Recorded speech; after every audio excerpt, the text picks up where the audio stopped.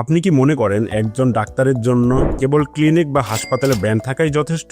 Personal branding কি সত্যিই একটা জরুরি বিষয়? অনেকেই আমাকে জিজ্ঞেস করেন, আমার তো সুপ্রতিষ্ঠিত ক্লিনিক বা হাসপাতাল আছে, তবে কি আমাকে আলাদাভাবে পার্সোনাল ব্র্যান্ডিং করার প্রয়োজন আছে? একটি ক্লিনিক বা হাসপাতালের নিজস্ব ব্র্যান্ডিং এর অবশ্যই গুরুত্ব বা ভ্যালু আছে, কিন্তু একটি কথা মাথায় রাখবেন, রোগীরা কোনো ইমারত বা কোনো সাইনবোর্ডের উপর ভরসা করার থেকে ডাক্তারের উপরে বেশি ভরসা করে। এই বিশ্বাস এবং আস্থা অর্জনের একমাত্র এবং শক্তিশালী মাধ্যম হলো আপনার পার্সোনাল ব্র্যান্ডিং। পার্সোনাল ব্র্যান্ডিং শুধুমাত্র আপনার নাম ছড়িয়ে দেওয়া নয়, এর জন্য প্রয়োজন আপনার বিশেষত্ব, আপনার অভিজ্ঞতা এবং আপনার চেম্বারের সুনির্দিষ্ট কার্যক্রম মানুষের মাঝে পৌঁছে দেওয়া।